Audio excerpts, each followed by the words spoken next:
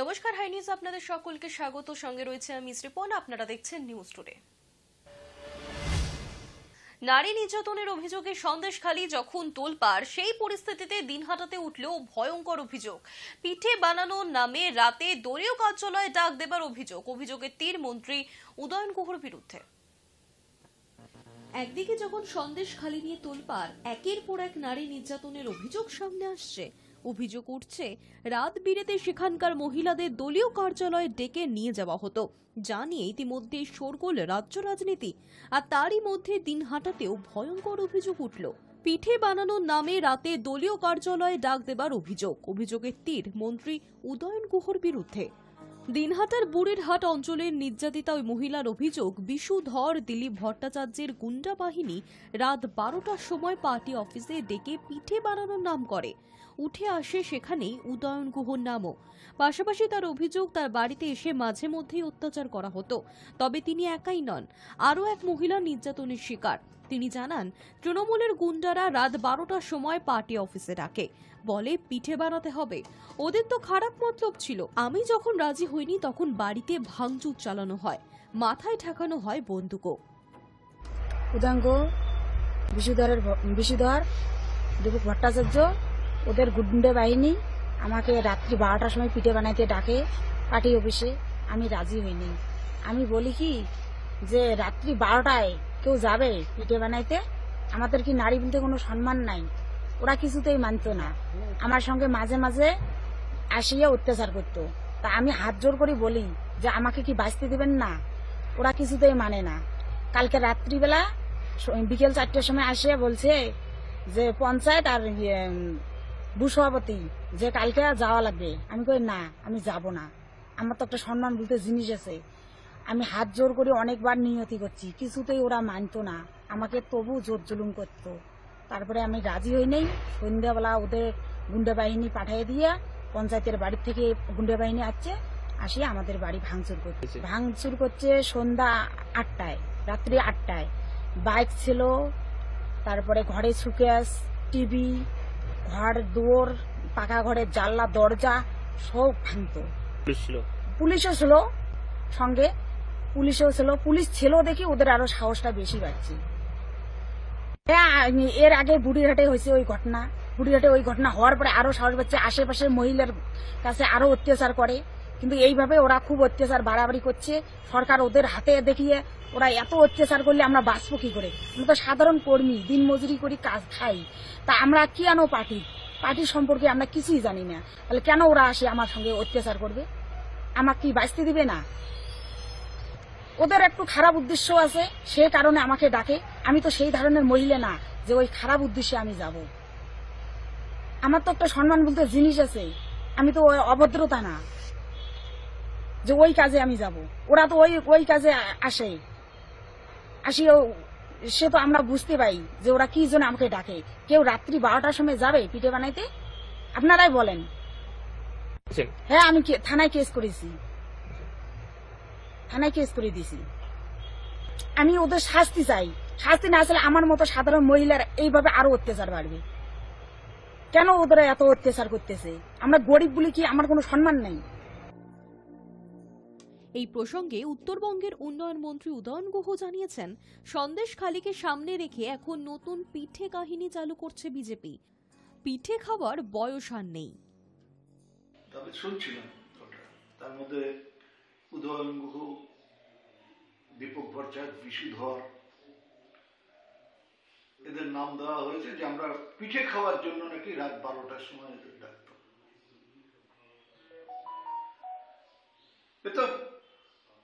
ওটা পিঠে খায়নি। সন্দেশখালীকে সামনে রেখে এখন নতুন পিঠে খায় কাহিনী বিজেপি সারা বাংলায় চালু করবার চেষ্টা করছে। এগুলি যত প্রচার হবে তত আমাদের লাভ। যে কোথায় নামছে ভোটে জিতবার জন্য। দিনহাটার মানুষ উদয়ন গুহকে জানে, উদয়ন গুহকে চেনে। আমি কোনো কুরুচিকর মন্তব্য করতে চাই।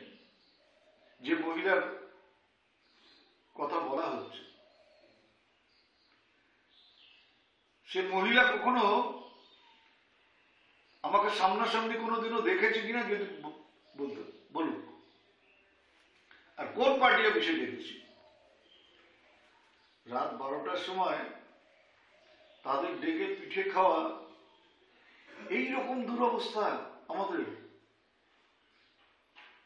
আমি তো পিঠে খাওয়া প্রায় ভুলেই গেছি, এই বয়সে আর পিঠে খাওয়া তার ওরা মাঝে পিঠে দিয়েছিল সেই 21শে নভেম্বরে, তারপরে তার পিঠে খাওয়ার কথা মনে থাকে না এই বয়সে।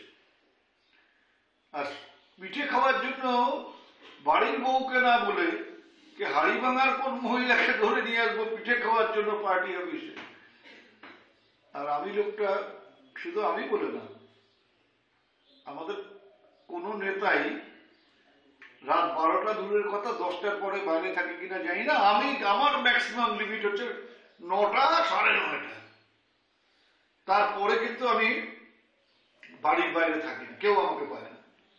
আমার বলা আছে সারাদিন পরিশ্রম করব, সারাদিন ঘোরাঘুরি করব, কিন্তু রাতে আমি আমার মতন, অর্থাৎ রাতে আমি 9টার মধ্যে, খুব বেশি হলে 9টার মধ্যে বাড়িতে ঢুকে রিল্যাক্স করব, টিভি দেখব,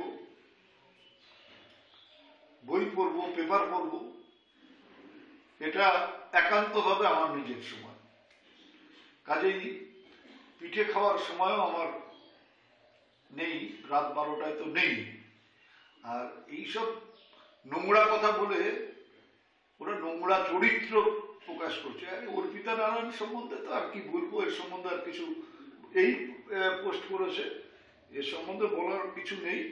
ওকে বলবো যে ঘুরো, সারা দিনহাটা মহকুমায় ঘুরে, শুধু দিনহাটা বিধানসভা না, দিনহাটা মহকুমায় ঘুরে উদয়ন গুহ সম্বন্ধে মানুষের কি ধারণা, সে পক্ষ বিপক্ষের ইয়ে, তাদেরকে দেখা, এটা আমি চাইব। এবং এইটা আমি আপনাকে বলছি, আমি আপনারা এসেছেন কষ্ট করে, এই যে ভিডিওটা দিয়েছে এটা ভাইরাল করার দায়িত্ব আমার। আমি নিজেও শেয়ার করব, যে মানুষের কাছে পৌঁছে দেব যে এদের নোংরা চরিত্রটা কি, আপনারা দেখুন। যদি দিনাটার মানুষ মনে করেন যে হ্যাঁ এইটা আমি করতে পারি, তারা আমার দিক থেকে মুখ ঘুরিয়ে দেবেন, আমাকে রাস্তায় থুতু দেবেন। কিন্তু যদি আমার প্রতি কোন রকম বিন্দু মাত্র ভরসা দিনাটার মানুষের থাকে, আমি বলবো যে এই লোকগুলোর দিকেও থুতু দিতে হবে। দিনহাটার এই ঘটনা প্রসঙ্গে বিজেপি বিধায়ক শঙ্কর ঘোষ মন্তব্য করেছেন, কোচবিহারের অভ্যন্তরে বেশ কিছু এলাকায় আইন শৃঙ্খলার সমস্যা রয়েছে, যেখানে উদয়নবাবু নিজেই প্ররোচনামূলক অনেক মন্তব্য করে থাকেন। অভিযোগ খতিয়ে না দেখে যারা অভিযোগ করছে তাদের বিরুদ্ধে যাওয়া একটা অভ্যেসে পরিণত হয়েছে, আর সেই কারণেই সন্দেশখালী তৈরি হয়েছে। Hi News Network. 21শে ফেব্রুয়ারি আন্তর্জাতিক মাতৃভাষা দিবস। বিভিন্ন প্রান্তে বাংলা ভাষাকে শ্রদ্ধা জানিয়ে পালিত হলো এই দিনটি। মোদির গরব মোদের আশা আমরি বাংলা ভাষা, তোমার কোলে তোমার বলে কতই শান্তি ভালোবাসা। 21শে ফেব্রুয়ারি আন্তর্জাতিক মাতৃভাষা দিবস। এই দিনটি ভাষা শহীদ দিবস হিসেবেও পরিচিত। বাঙালির ভাষা আন্দোলনের স্মৃতি বিজড়িত একটি দিন। 1952 সালের এই দিনে বাংলাকে তৎকালীন পূর্ব পাকিস্তানের রাষ্ট্রভাষা করার দাবিতে ঢাকায় আন্দোলনরত ছাত্রদের উপর পুলিশের গুলিবর্ষণে শহীদ হয়েছেন রফিক, সালাম, বরকত, জব্বার, শফিউর। আহত হয়েছিলেন আরও বহু পড়ুয়া এবং সাধারণ মানুষ, যে কারণেই এই দিনটি ওপার বাংলার স্বাধীনতার আগে থেকেই শহীদ দিবস হিসেবে পরিচিত। বাংলাদেশের পাশাপাশি পশ্চিমবঙ্গের বিভিন্ন প্রান্তেও পালিত হয়ে থাকে ভাষা দিবস। 1999 সালে ইউনেস্কো এই দিনটিকে আন্তর্জাতিক মাতৃভাষা দিবসের মর্যাদা দিয়েছে। সারা বিশ্বের জাতিসংঘের সদস্য দেশগুলিতে যথাযথ মর্যাদায় পালিত হয়েছে 21শে ফেব্রুয়ারি। সেই ইতিহাসকে স্মরণ করে দীর্ঘ 26 বছর ধরে কলকাতায় একাডেমি অব ফাইন আর্টসের সামনে অস্থায়ী 21শে শহীদ মিনার তৈরি করে পালন করা হয় 21শে ফেব্রুয়ারি, যার প্রধান উদ্যোক্তা হল ইমানুল হক এবং তার ভাষা ও চেতনা সমিতি।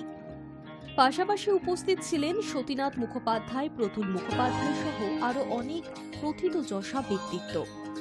20 ফেব্রুয়ারি বিকেল থেকে শুরু করে 21 ফেব্রুয়ারি ভোর পর্যন্ত বাংলা ভাষা উৎসব পালিত হয়েছে। প্রত্যেক বছরের মতো এবারও সারা রাত ধরে ভাষা ও চেতনা সমিতির উদ্যোগে ভাষা দিবস উদযাপন হলো একাডেমির সামনে। গান, কবিতা, নাচ, নাটক, মশাল মিছিল, ভোর ফেরির মাধ্যমে পালিত হয়েছে ভাষা দিবস। সকলে মিলে নৈশভোজ সঙ্গে আর্থিক সুবিধা বঞ্চিত শিশুদের জন্য খাওয়া দাওয়ার ব্যবস্থা ছিল প্রত্যেকবারের মতোই। Hi News network.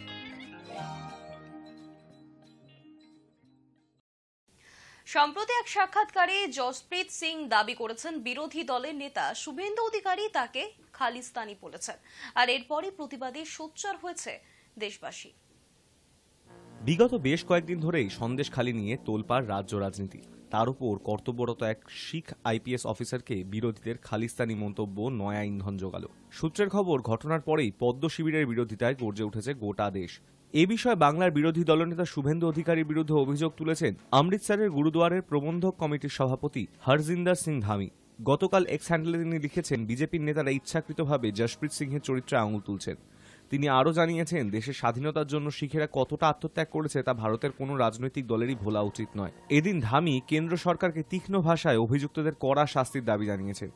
এ বিষয়ে বিরোধী দলনেতা শুভেন্দু অধিকারীর দাবি, তিনি বা তাদের দলের তরফে কেউই এমন মন্তব্য করেননি। তবে সম্প্রতি এক সাক্ষাৎকারে জসপ্রীত সিং জানিয়েছেন, শুভেন্দু অধিকারী তাকে খালিস্তানি বলেছেন।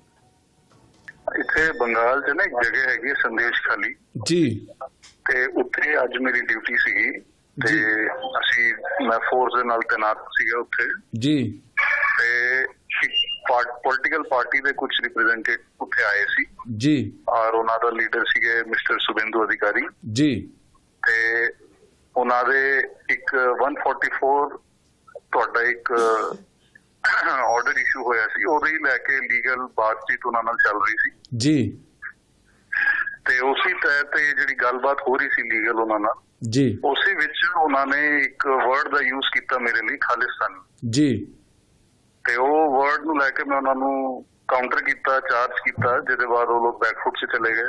ਉਹਨਾਂ ਕੋਲ ਕੋਈ ਜਵਾਬ ਨਹੀਂ ਸੀਗਾ ਜੀ ਔਰ ਸਿਰਫ ਇੱਕ ਮੈਂ ਇਕੱਲਾ ਸਿੱਖ ਆਫੀਸਰ ਉੱਥੇ ਤੈਨਾਤ ਸੀਗਾ ਜੀ ਤੇ ਇੱਕ ਟਰਬਨ ਨੂੰ ਵੇਖ ਕੇ ਉਹ ਜਿਹਾ ਕਮੈਂਟ ਕਰਨਾ ਇੱਕਦਮ ਅਨਪਾਰਲੀਮੈਂਟਰੀ ਲੈਂਗੁਏਜ ਸੀਗਾ, ਈਵਨ ਇਲੀਗਲ ਹੈਗਾ ਜੀ ਇਟ ਇਜ਼ ਅਗੇਂਸਟ ਆਈਪੀਸੀ ਜੀ ਤੇ ਉਹ ਜਿਹਾ ਮੇਰੇ ਚਾਰਜ ਕਰਨ ਤੋਂ ਬਾਅਦ ਉਹ ਲੋਕ ਬੈਕਫੁੱਟ 'ਚ ਚਲੇ ਗਏ। ਉਹਦੇ ਬਾਅਦ ਇੱਕ ਕੋਰਟ ਦਾ ਆਰਡਰ ਸਾਨੂੰ ਮਿਲਿਆ ਸੀ, ਉਹਦੇ ਤਹਿਤ ਉਹਨਾਂ ਨੂੰ ਅਸੀਂ ਅਲਾਉ ਕੀਤਾ ਜਾਣ ਦੀ। ਜੀ ਇਹ ਪੂਰਾ ਘਟਨਾ ਵਾਪਰੀ ਹੈ। ਇਹ ਜਦੋਂ ਉਹਨਾਂ ਨੇ ਇੰਨੇ ਬਹੁਤ ਹੀ ਇਤਰਾਜ਼ਯੋਗ ਸ਼ਬਦ ਬੋਲੇ, ਤੁਹਾਨੂੰ ਸੰਬੋਧਨ ਹੋ ਕੇ ਖਾਲਿਸਤਾਨੀ ਕਹਿ ਦਿੱਤਾ ਹੈਗਾ, ਤੇ ਜਿਹੜੇ ਲੀਡਰ ਅਗਵਾਈ ਕਰ ਰਹੇ ਸੀ, ਆਈ ਥਿੰਕ ਉਹ ਚੀਫ ਮਿਨਿਸਟਰ ਕੈਂਡੀਡੇਟ ਵੀ ਰਹੇ ਨੇ, ਉਹਨਾਂ ਨੇ ਆਬਜੈਕਟ ਨਹੀਂ ਕੀਤਾ ਹੈਗਾ ਕਿ ਜਿਸ ਵੀ ਉਹਨਾਂ ਦੇ ਐਮਐਲਏ ਨੇ ਤੁਹਾਨੂੰ ਸੰਬੋਧਨ ਕੀਤਾ ਹੈ ਜੇ ਖਾਲਿਸਤਾਨੀ? ਉਹਨਾਂ ਦੇ ਐਮਐਲਏ ਨਹੀਂ, ਮਿਸਟਰ ਸੁਬਿੰਦੂ ਅਧਿਕਾਰੀ ਨੇ ਖੁਦ ਇਹ ਵਰਡਸ ਯੂਜ਼ ਕੀਤੇ ਨੇ। ਅੱਛਾ, ਉਹਨੇ ਖੁਦ ਯੂਜ਼ ਕੀਤੇ? Yes, he has himself said this words. আজ সকালে সেই সাক্ষাৎকারের ভিডিও নিজের এক্স হ্যান্ডেলে শেয়ার করেছেন তৃণমূল নেতা কুণাল ঘোষ। এরপরেই গোটা দেশ গর্জে উঠেছে প্রতিবাদী স্বরে। Hi News Network. গত এক সপ্তাহ ধরে চর্চায় রয়েছে আধার কার্ড। আচমকাই বাংলার বিভিন্ন প্রান্তে বহু মানুষের আধার কার্ড বাতিলের চিঠি এসেছে বাড়িতে বাড়িতে। আর তারপরই আধার সমস্যা মেটাতে পোর্টাল চালু করলো রাজ্য। রাজ্যের মানুষকে ভরসা দিতে নতুন হোয়াটসঅ্যাপ নম্বরও চালু করেছে নবান্ন। লোকসভায় ভোটের আগে জেলায় জেলায় আধার কার্ড বাতিলের ঘটনায় ইতিমধ্যেই বিভ্রান্তি তৈরি হয়েছে। সেখানে গার্ড হয়ে দাঁড়িয়েছে রাজ্য সরকার। আধার সমস্যা মেটাতে পোর্টাল চালু করেছে রাজ্য। রাজ্যের মানুষকে ভরসা দিতে নতুন হোয়াটসঅ্যাপ নম্বরও চালু করেছে নবান্ন। নবান্নের তরফে ইতিমধ্যেই সেই নতুন হোয়াটসঅ্যাপ নম্বর সামনে আনা হয়েছে।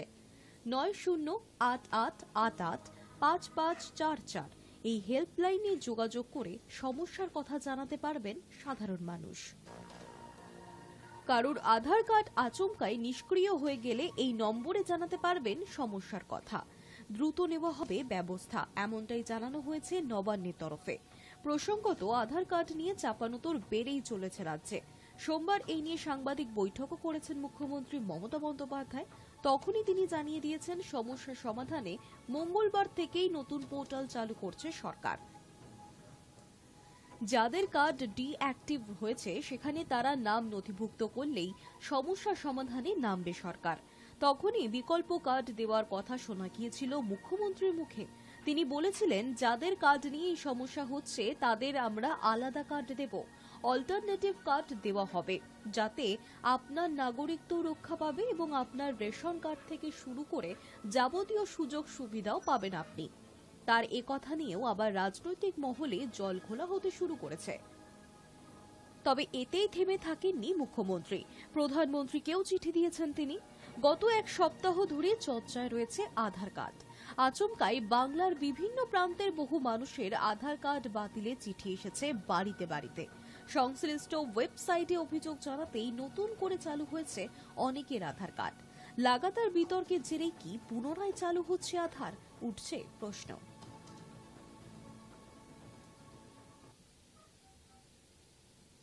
কালিম্পং সিকিম সীমান্তে তিস্তার উপর ভেঙে পড়ল সদ্য নির্মিত বেইলি ব্রিজ। ঘটনায় গুরুতরভাবে আহত হয়েছেন বেশ কয়েকজন শ্রমিকও। হঠাৎ কেন ভেঙে পড়ল সেতুটি, তদন্তে কালিম্পং পুলিশ। ফের বিপর্যয় সিকিমে। কালিম্পং সিকিম সীমান্তে গতকাল তিস্তার মাঝ বরাবর ভেঙে পড়ল সদ্য নির্মিত বেইলি ব্রিজ। সূত্রের খবর, বাকি কাজ সেরে বৃহস্পতিবার অর্থাৎ আগামীকাল সেতুটির উদ্বোধনের কথা ছিল, কিন্তু তার আগেই ভেঙে পড়ল ব্রিজটি। দুর্ঘটনার ফলে তিস্তায় তলিয়ে গিয়েছেন শ্রমিক গুলাম সারোয়ার এবং গুরুতর আহত হয়েছেন বেশ কয়েকজন শ্রমিক। ঘটনাস্থলে থাকা অন্যান্য শ্রমিকেরা আহতদের উদ্ধার করে কালিম্পং জেলা হাসপাতালে ভর্তি করে। দুর্ঘটনার জেরে ব্যাপক চাঞ্চল্য ছড়িয়েছে তারখোলা এলাকায়। স্থানীয় সূত্রে খবর, 2023 সালে সিকিমে হরপা বানের কারণে তারখোলায় তিস্তা নদীর উপর থাকা সেতুটি ভেসে গিয়েছিল, যার জেরে 10 নম্বর জাতীয় সড়কে ব্যাহত হচ্ছিল যান চলাচল। সমস্যার সমাধানে এনএইচপিসি সেখানে একটি অস্থায়ী লোহার সেতু তৈরির সিদ্ধান্ত নিয়েছিল। পরিকল্পনা অনুযায়ী এনএইচপিসি সেতু নির্মাণের দায়িত্ব দিয়েছিল একটি বেসরকারি সংস্থাকে। প্রাথমিক তদন্তে নেমে কালিম্পং জেলা পুলিশ মনে করছে এই দুর্ঘটনায় দায়িত্বপ্রাপ্ত সংস্থার গাফিলতি রয়েছে। তবে কেন সেতুটি ভেঙে পড়েছে তা এখনো জানা যায়নি। সূত্রের খবর, আজ সকালে কালিম্পং জেলা শাসক বালা সুব্রমণিয়াম পি আহতদের পরিবারের সঙ্গে দেখা করেছেন। প্রশাসনের তরফে ঘটনার আসল কারণ খতিয়ে দেখা হবে বলেও জানিয়েছেন তিনি। দ্বিতীয় সন্তানের জন্ম দিয়েছে অনুষ্কা শর্মা। কি নাম রাখলেন সন্তানের, দেখুন। কোহলি পরিবারে সুখবর, দ্বিতীয়বার মা হয়েছেন অনুষ্কা শর্মা। গত 15 ফেব্রুয়ারি অর্থাৎ গত বৃহস্পতিবার দ্বিতীয় সন্তানের জন্ম দিয়েছেন অভিনেত্রী অনুষ্কা শর্মা। মেয়ে বামিকার পর ক্রিকেটার বিরাট কোহলি এবং বলি অভিনেত্রী অনুষ্কার কোলে আলো করে এসেছে পুত্র সন্তান। মঙ্গলবার সমাজ মাধ্যমে সদ্যজাতির নামও জানিয়ে দিয়েছেন তারকা দম্পতি। বলেছেন ছেলের নাম রেখেছেন অকায়, কিন্তু এই নামের অর্থ কি, এ নিয়ে নেট দুনিয়ায় শুরু হয়েছে জোর আলোচনা। সন্তানের নামকরণের ক্ষেত্রে আগেও অভিনবত্বের পরিচয় দিয়েছেন এই দম্পতি। অকায় নামের অর্থ পূর্ণিমার চাঁদের আলো। এই শব্দের সঙ্গে যোগ রয়েছে তুর্কি ভাষার। যদিও বাংলা অভিধান বলছে অকায় নামের অর্থ কায়াহীন, অর্থাৎ যিনি বিমূর্ত, ঈশ্বর বা পরমাত্মা। বেশ কিছুদিন ধরেই জল্পনা ছিল অনুষ্কা দ্বিতীয় সন্তানে জন্ম দিতে চলেছেন। যদিও তারকা দম্পতি এই বিষয়ে কোনো কথাই বলেননি। ইংল্যান্ডের বিরুদ্ধে টেস্ট সিরিজ থেকে বিশ্রাম নিয়েছিলেন বিরাট। সেই সময় মনে করা হয়েছিল স্ত্রীর পাশে থাকার জন্যই ভারতীয় ক্রিকেট বোর্ডের কাছে ছুটি নিয়েছিলেন তিনি। সেই জল্পনা আরও উস্কে দিয়েছিলেন বিরাটের সতীর্থ এবং অন্যতম প্রিয় বন্ধু এবি ডি ভিলিয়ার্স। তারপরেই বিরাট অনুষ্কা দ্বিতীয় সন্তানের ভূমিষ্ঠ হওয়া নিয়ে হর্ষ গোয়েঙ্কার টুইট ঘিরেও তোলপাড় শুরু হয় নেট দুনিয়ায়। তিনি জানিয়েছিলেন ভারত নয়, লন্ডনে ভূমিষ্ঠ হতে চলেছে সন্তান। মঙ্গলবার দীর্ঘ পোস্ট করে সেই সমস্ত জল্পনার অবসান ঘটালেন কোহলি। 2017 সালে অভিনেত্রী অনুষ্কার সঙ্গে গাঁটছড়া বাঁধেন প্রাক্তন ভারত অধিনায়ক। 2021 সালের জানুয়ারিতে প্রথমবার বাবা মা হবার স্বাদ পান বিরুষ্কা। সেবার অবশ্য সন্তান জন্মানোর আগেই অনুরাগীদের আগাম খবর দিয়েছিলেন তারকা দম্পতি। তবে এবার চুপ ছিলেন তারা। অনেকেই আন্দাজ করলেও তারা প্রকাশ্যে কিচ্ছুটি জানাননি। এমনকি ব্যক্তিগত কারণ দেখিয়ে চলতি ভারত ইংল্যান্ড টেস্ট সিরিজ খেলবেন না বলেও জানিয়ে দিয়েছিলেন তিনি। তখনই জল্পনা জোরালো হয়। এবার সকলের কৌতূহল দূর করে কোহলি জানিয়ে দিলেন ছেলের বাবা হয়েছেন তিনি। মা হতে চলেছেন অভিনেত্রী দীপিকা পাডুকোন। শোনা যাচ্ছে 4-5 মাসের অন্তঃসত্ত্বা দীপিকা। তবে কবে আসতে চলেছে নতুন সদস্য, দেখুন। বলিউডে একের পর এক সুখবর। মঙ্গলবার দ্বিতীয় সন্তানের বাবা মা হয়েছেন অনুষ্কা এবং বিরাট। রবিবার সোশ্যাল মিডিয়ায় সুখবর দিয়েছেন বরুণ ধাওয়ানও। এবার কি দীপিকা পাদুকোনের পালা? বলিউডের জোর গুঞ্জন মা হতে চলেছেন অভিনেত্রী। রণবীর সিং এবং তার ঘরে আসতে চলেছে নতুন অতিথি। শোনা যাচ্ছে 4-5 মাসের অন্তঃসত্ত্বা দীপিকা। বাফটার মঞ্চে 38 বছর বয়সী দীপিকাকে দেখেই চর্চা শুরু হয়েছে তার অন্তঃসত্ত্বা হওয়া নিয়ে। শোনা যাচ্ছে এবছর বর্ষার মধ্যেই ভূমিষ্ঠ হতে চলেছে দীপিকা ও রণবীরের প্রথম সন্তান। গত বছর এক সাক্ষাৎকারে দীপিকা বলেছিলেন, রণবীর আর আমি বাচ্চাদের খুব ভালোবাসি। আমরা অপেক্ষা করছি যেদিন আমরা নিজেদের পরিবারে নতুন অতিথিকে নিয়ে আসতে পারব। যদিও দীপিকা বা রণবীর কেউই এই বিষয়ে এখনো পর্যন্ত প্রকাশ্যে কিছুই জানাননি। 5 বছরের দাম্পত্য, বিয়ের আগে বছর 6 প্রেম। 2018 সালের নভেম্বরে ইতালির লেক কোমোতে গিয়ে বিয়ে করেন তারকা যুগল। এরপর কেরিয়ারের মন দেন দুই তারকা। উল্লেখ্য, এর আগেও দীপিকার অন্তঃসত্ত্বা হওয়ার খবর শোনা গিয়েছিল। 2023 সালে আবার রণবীর দীপিকার বিচ্ছেদের রটনাও রটেছিল, কিন্তু তা কেবলই রটনা স্তরেই রয়ে গিয়েছে। কিন্তু এবার কি সেই জল্পনা সত্যি হতে চলেছে, তা ভবিষ্যতেই জানা যাবে। নিউজ টুডে এখনকার মতো এই পর্যন্তই। দেখতে থাকুন হাই নিউজ নির্ভীক নিরপেক্ষ।